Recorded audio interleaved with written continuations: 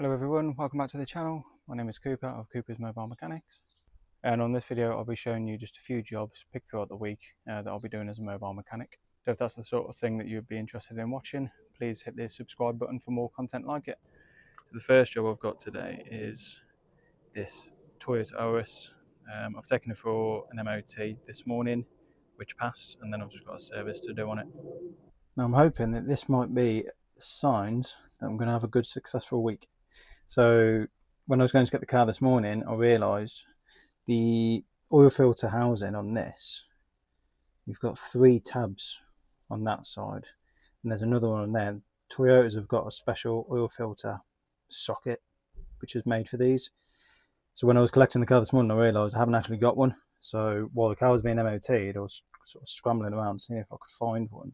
Euro Car Parts had one in stock, but it was in the Coventry branch, which is about an hour's round trip.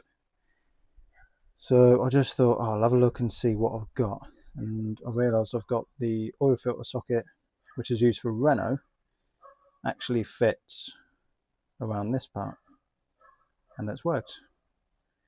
So that's kind of saved me an hour of my day, really, having to go out and get a new socket. So hopefully, first job of the week has been nice and successful so far. And hopefully that'll be signs of things to come. Nice, easy, straightforward job to start the day.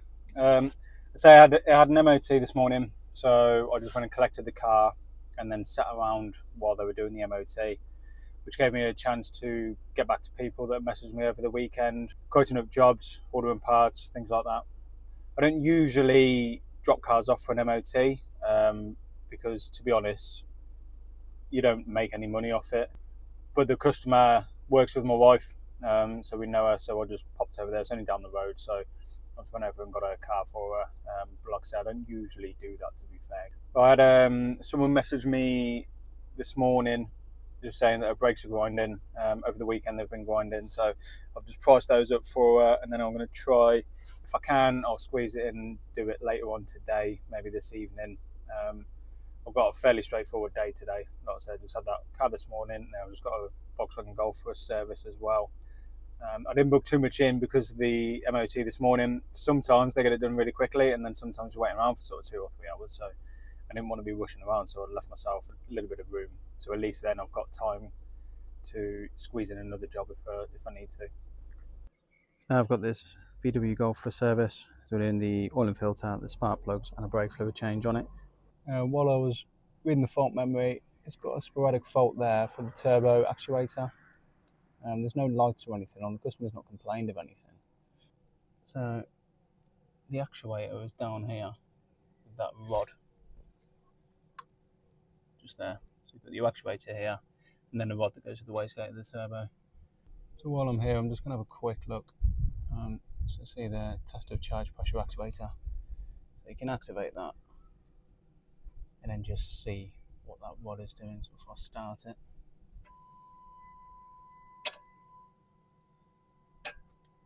you should be able to see that rod from the actuator going in and out. So at the minute, it seems to be working okay. What can happen is, let's say it's a mechanical fault, so it's either going to be the actuator itself is starting to seize up, or the wastegate on the turbo is starting to seize up, so the rod's not actually allowed to move backwards and forwards. I think all I'm going to do for now is just tell the customer about it and just say if it becomes a problem, if it starts getting lack of power or an engine management light or EPC light comes on, just let me know and we can come and have a little bit of a further look into it to see what's causing that fault. If he does want to look into it further, I think the first thing I'd do would be to have a look at a technical bulletin. Just check to see if there is any technical bulletins. It's the same fault that we had on that Audi A3 that I had on a previous video. Obviously it's a complete different engine, so it's not to say there's going to be a technical bulletin on this one, but it's sort of the first thing you want to look at really before digging in and replacing anything. Because there might even be a software update. Sometimes a software update can cure things like that. Now this car I had a spot and bother with last year when I serviced it. So I've got a new sump plug. Now the washer that goes with the sump plug is a crushable, silver crushable washer. The washer I got given was like a thick non-crushable copper washer. I was assured it would work. I was assured it was the right one. Put it in and it started leaking. But I didn't realise it was leaking until a couple of days later when the customer got in touch with me. So I had to come back on a bit of a clean-up operation. And I got myself a genuine seal. So this year I've made sure I've got the right seal, because the one that they list for GSF is not correct. So with a new genuine seal and the sun plug, this year everything should be absolutely fine. Alright, so a little update on this one. I've just gone to do the spark plugs on it. You've got 4 coils. Another one tucked down in there. You've got 4 coils that go onto the plugs. On these, they're quite common for getting stuck. Basically, from there downwards, it's just rubber. About that length of rubber that goes around the spark plug, and they kind of swell up and they can get stuck on there. So I've just been pulling the coils and they're really stuck on. So what I've just suggested to the customer is, rather than just yanking at them now, because there is a chance that if you pull them, you can just tear that rubber, and then obviously we're a bit stuck because we haven't got any coils with us. So what I suggested was just to leave them for today, and then next year when I come back to do the service, we'll do the spark plugs then, and I can bring 4 coils with me, so that if any of them do break coming out, at least we've got them there. We'll just save the car getting stranded today, and then having to sort of rush around trying to get some for later on today or tomorrow, whenever. Just saves a lot of headache, really. So he's happy with that. I'm happy with that.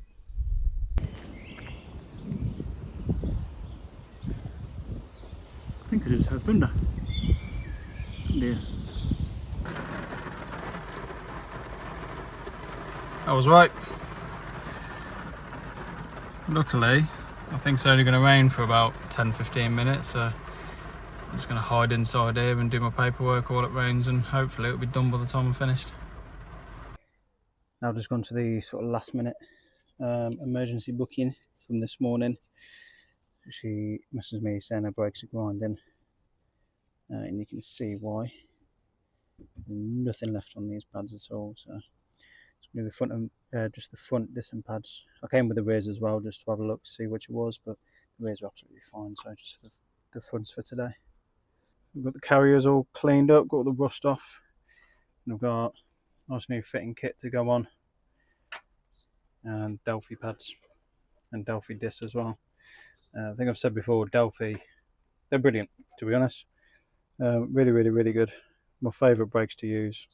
And that's not me, like, I'm not being paid to say that. I wish I was, to be honest with you. But yeah, they're just really good. They're my go-to brand of brakes. And there we have a lovely new set of front disc pads. Job done. Nice and straightforward. It was nice, actually, to be honest with you. It was nice being able to go and do like a last minute emergency job, because I struggle with those jobs, to be honest, because I'm usually booked out. On average, I'm booked out for like 2 weeks, and I rarely, unless I've got a bit of like a 3 hour or something, and someone messes me on the day and I've got a spare bit of time that I can squeeze them in on the day, I really struggle getting to those sort of last minute emergency jobs. With brakes, I usually try my hardest with brakes to get them done, because obviously they're metal to metal like that, it's dangerous, isn't it? So they need doing as soon as possible, because you can't drive with the brakes like that. But the customers are always really grateful as well. Like, they're so thankful whenever if you can get to them that day, they're just super happy, aren't they? So yeah, it was nice end to the day. It's Tuesday morning, and I'm back with the BMW 1 Series I had on a previous video. This is the one where I did the rear brake wear sensor on before. So we're here to change the shock absorber on this driver's side. See there how low it's sitting compared to the passenger side. So when I had it jacked up, you could actually lift that driver's side up quite easily. There was no sort of tension on that shock absorber. So we're going to replace the shock absorber, and I'm also doing a major service and a brake fluid change on it. So I've taken it off at the bottom. There's just a nut holding on to the bottom of that thread there. You can bring this up and down. Let's say there's no tension in it at all, so you can just pull it up. So I've just taken out that bottom nut, and then for the top one, it's a case of stripping out the sort of boot liner or the carpet up here. You just need to take that nut off there. New shocks in. I've just got to put all the trim back into the boot. While I'm doing that, I'm just going to do the brake fluid change at the same time. Not efficient working. This is why it's important to keep up with your routine servicing. The service light on this thing was showing that it was overdue by 2 years. Now these BMWs are on a 2-year servicing schedule, so that means the last time this was serviced was 4 years ago. Look at the state of that oil filter. It's just thick. The air filter's not doing much better either. This is not a particularly well maintained vehicle, is it? It's Wednesday morning, and I've got a BMW 2 Series for a pair of front brake reaction arms. These here, same arms as the Mercedes that I showed you on the previous video. This guy took his car for an MOT and it failed on excess play. You see the bush is split there. I've got a little bar just checked for the play, and there's a little bit of play. It's kind of borderline whether it's an advisory or a fail, to be completely honest with you. If it was me when I was MOT testing, I probably would have advised it, but this MOT test has failed it, so get a bit of a better look now that it's out. Let's say it's split there. The other side, it's just starting to split. Well, I'll say, honestly, if it was me doing the MOT, I would have advised that. I wouldn't have failed it. But he did, the customer did question it. But I think the tester just kind of got us back up a little bit. You know, just started saying, on the mechanic, you're not.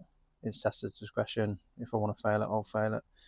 So, yeah, not really got much choice other than to do it, to be honest.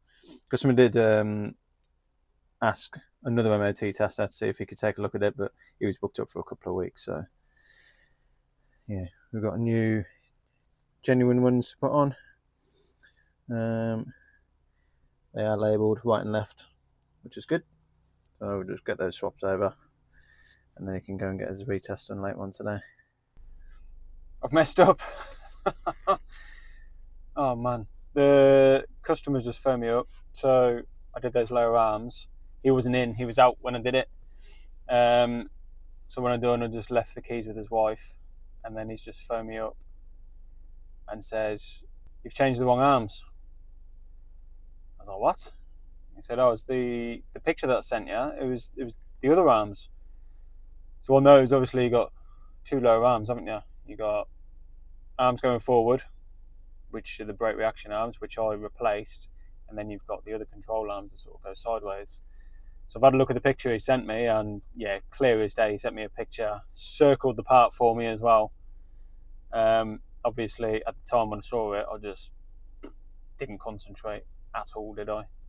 So I've ordered the wrong arms. I fitted the wrong arms. So obviously, they can't be sent back because I've already fitted them. So I'm going to go back. He's asked me to obviously go and fit the right arms, which is fine.